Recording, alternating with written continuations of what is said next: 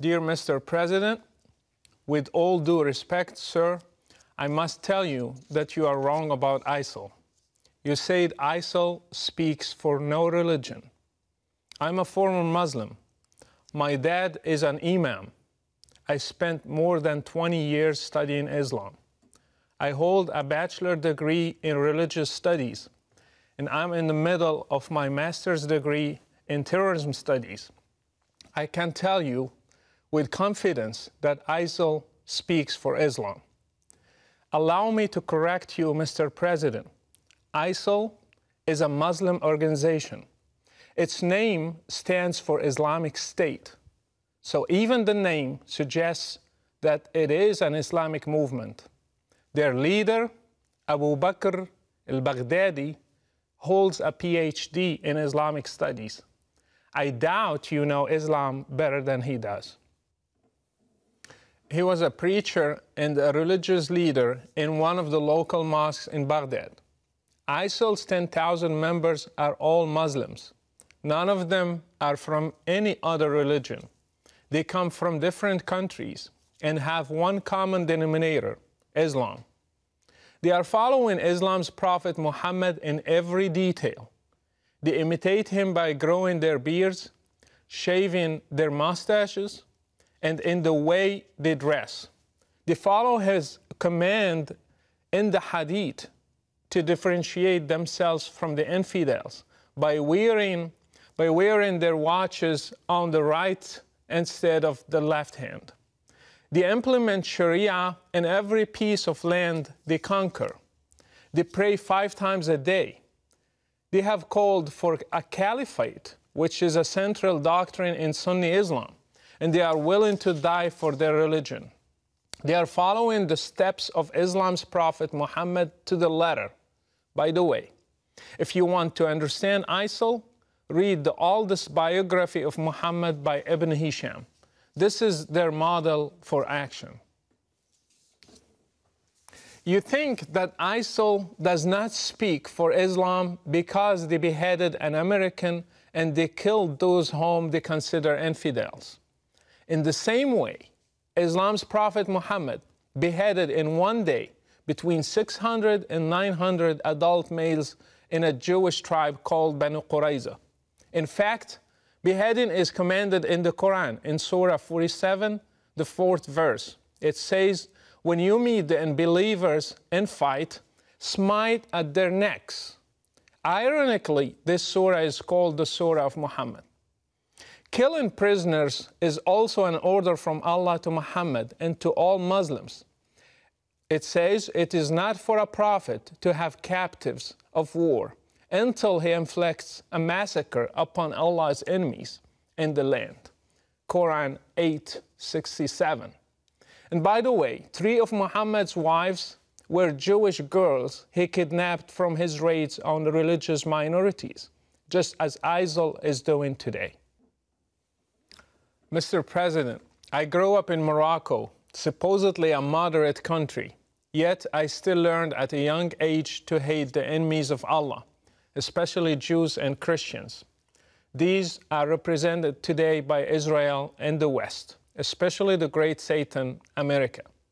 I prayed 5 times a day, repeating Al-Fatiha, the first chapter in the Quran, asking Allah to lead me not in the way of those who went astray, and those who have the wrath of Allah upon them.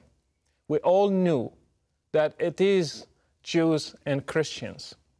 We have been brainwashed to hate all of you in our sacred texts, in our prayers, in our Friday sermons, in our educational systems.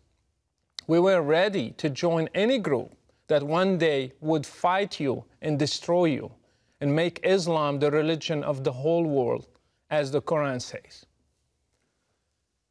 This is what I and millions like me have been taught. Mr. President, this is an irrevocable fact.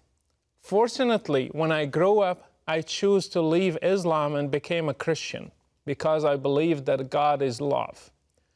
Others also left, and still every day they are leaving Islam and choosing different paths for their lives. All of them are suffering today because, again, Islam's Prophet Muhammad said, whoever changes his religion, kill him.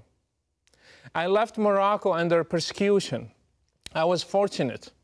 Others throughout the Muslim world do not have the same opportunity.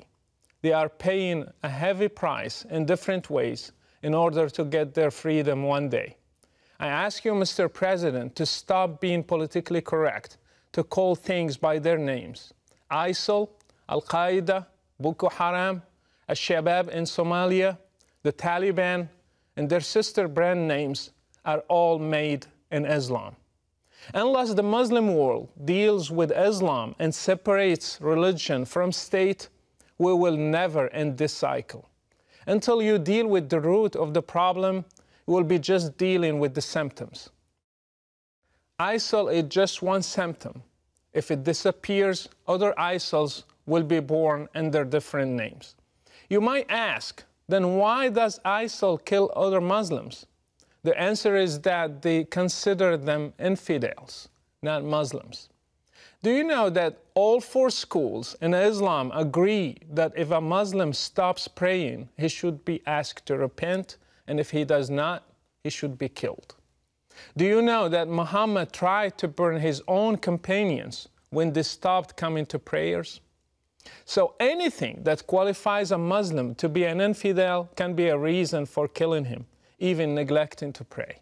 If Islam is not the problem, then why is it that there are millions of Christians in the Middle East, and yet none of them has ever blown up himself to become a martyr, even though they live under the same economic and political circumstances, and even worse?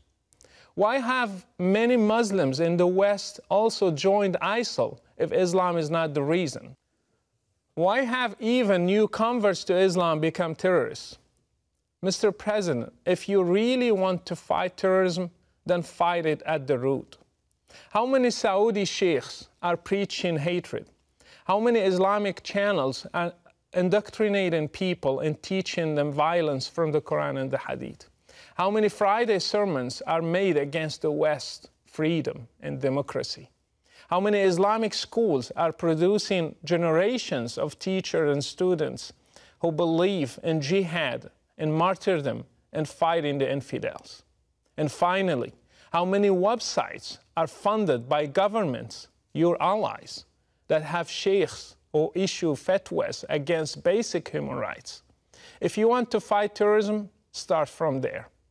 By the way, I do not give my full name because Islam is a religion of peace.